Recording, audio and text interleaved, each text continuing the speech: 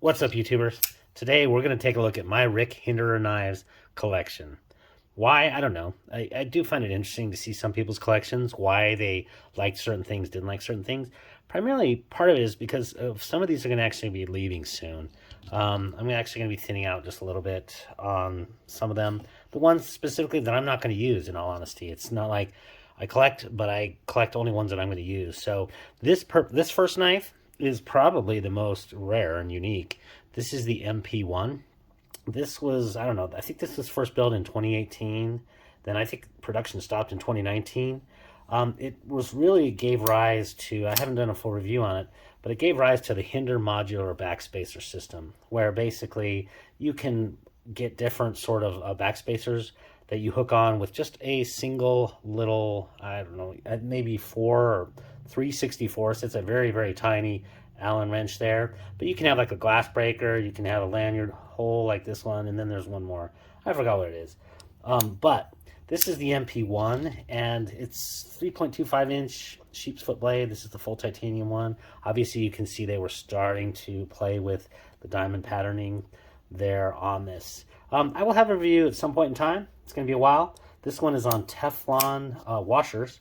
And without further ado, let's get into the rest of the collection. The Hinderer half track. This is the first half track that I had a chance to buy. This was from USA Made Blade.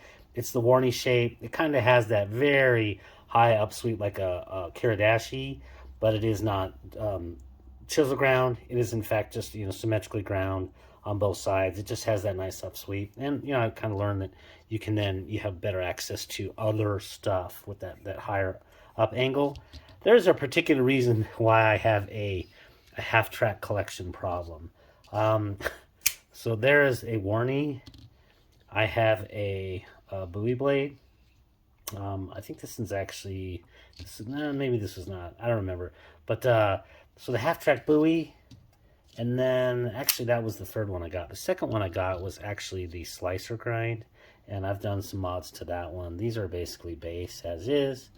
I have replaced the hardware with copper, and this one came with the orange black, and I have actually done a mirror polish, relatively mirror polish. Sharpening on that. That's the slicer grind working finish. And then I have the Harpoon Spanto blade, and this is the battle black one with the black scale. And then my piece de resistance in the half tracks is in fact my my Harpoon Spanto with the full tie scale. So this is the knife that's never leaving, and it's going to come a little bit later where these are going. But these knives will actually be leaving other than this one. But these four all have a destination. Stay tuned to my channel if you want to know what that is. Through some time, that's going to probably happen in the course of about the next year. So those are the half tracks. Moving up in size, we go to the 3-inch XM18s. This is the Skinner blade shape.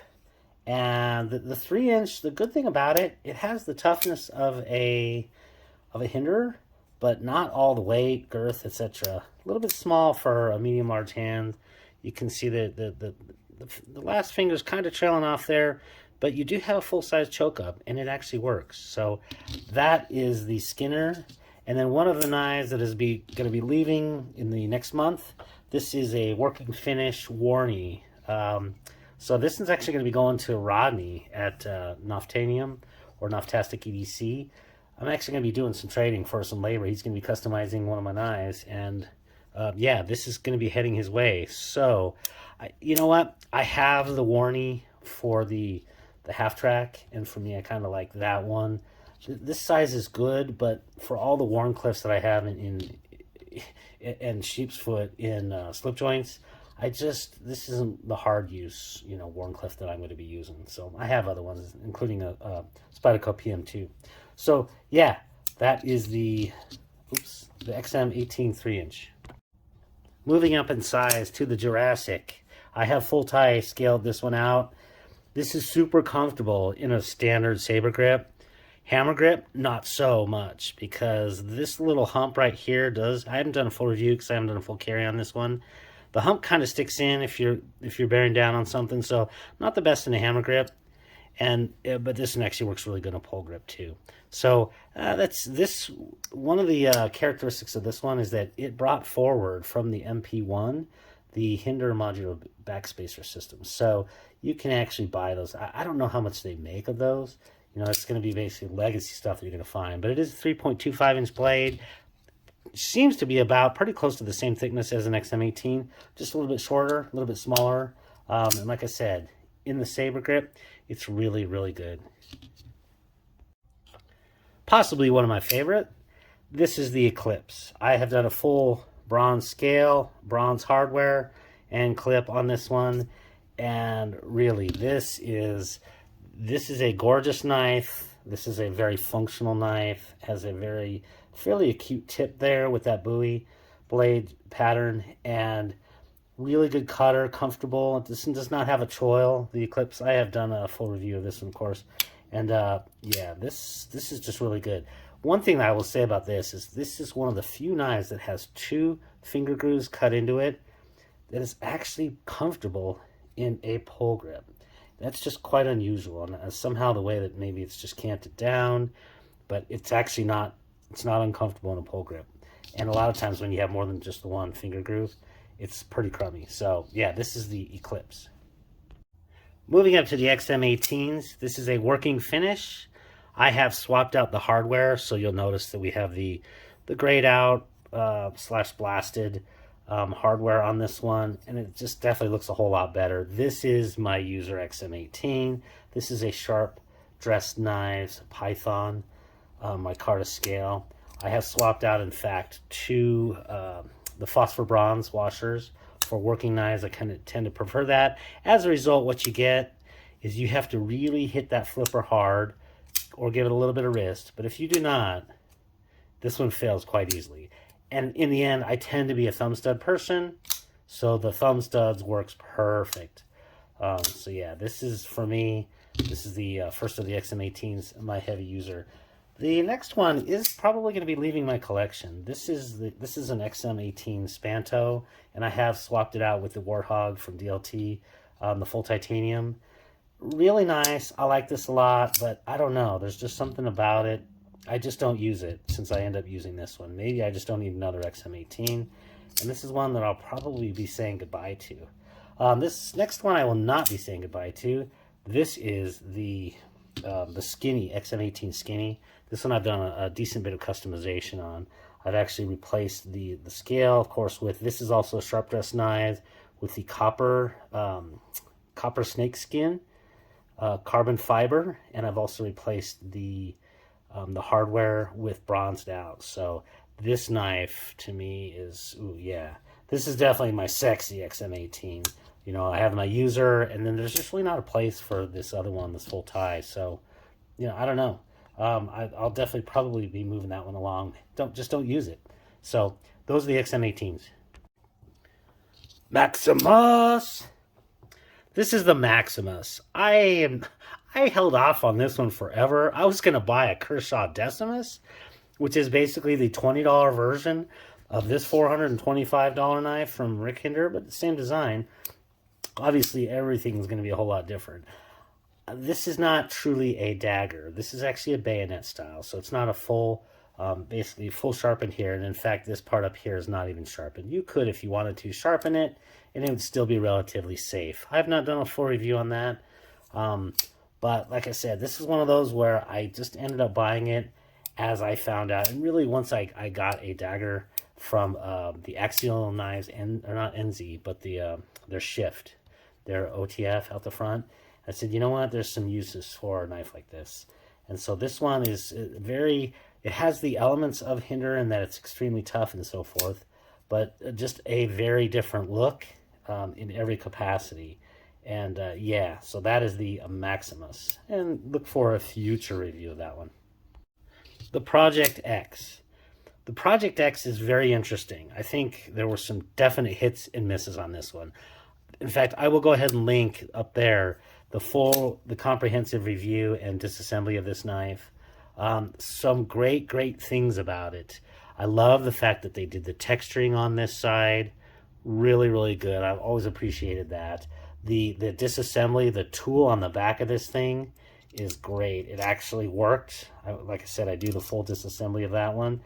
And that is, for field maintenance, a really good thing. They did use a slightly thinner blade stock, tall, so it's a much better slicer than your standard XM18s. The only thing that really caught me up on this one is I tended to like the thumb studs. This one has the tri-away, but I can't even imagine putting in the phosphor bronze or Teflon on this one, just because without thumb studs, the flipper I think is gonna have a tough time if it's not on bearings. I still have it on the bearings. So the Project X, if you want to buy this from me, I've never sell knives for a profit. This one is definitely on the chopping block for anybody who's interested. The XM27, aka the XM24. I call it the XM27 because everything's really about 1.5 times larger than the XM18. It's the weight, the price, the size, the width, everything on this. The blade stock. This knife is one. I had another XM24 and I sold it to Sawtooth Dave. I'll link his channel below, by the way. It's a great guy that you should be following anyway if you want to learn about like the manufacturer, not the manufacturer of knives, but really what goes into the sort of the processes and things that go into manufacturing. And he does a lot of customizations. So definitely a channel you're going to want to be following. But this was the Battle Black XM24 Harpoon Spanto. The Harpoon Spanto blade is not particularly any more useful than a regular Spanto, but it just looks cool. This is the knife that I said, you know what, I'm going to find myself a Harpoon Spanto XM24 in Battle Black, and I'm going to go ahead and get skull patterns. So I have, this is an aftermarket that I bought on Etsy. It was GD Skulls, and I've never really done a review on this because this knife I'm not really going to carry. If I'm going to carry it, by the way, I'm going to swap out the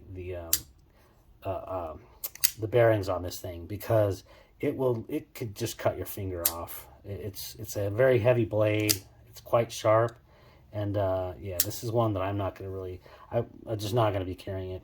So again, it has the skull titanium, and that's an overlay titanium, so it's not a full replacement, as does a Hinderer. But I just think that the only thing I really have left to do on this one is just if I can find the hardware to replace in the black nitride. Just haven't been able to. It's been 2.5 years or something, and maybe someday there'll be some XM24 hardware, or if somebody wants to sell me some, I'll definitely buy it. But yeah, would like to finish this blade off. This is truly purely for the hobby of it, and this shows what great manufacturing, overbuilt, unnecessary, but absolutely make you smile, sort of a folding knife. And really, it's the ultimate in Rick Hinderer's line. Really, is the XM24. So these are all the Hinderer knives that I have. Like I said, some of these, keep an eye out, and certainly throw me an offer if you want.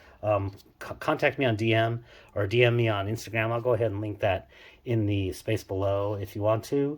And like I said, some of them are definitely non-touches, but some I definitely wouldn't mind moving along. Never sell for a profit, so these are all fairly lightly used. The only ones that I've heavily used actually are the half tracks, and those are going to a different location. I'm not going to be really selling any of those. I do have a specific plan. Keep an eye out for those. Do take care. Appreciate it. What's up, YouTubers? Today we're going to take a look at my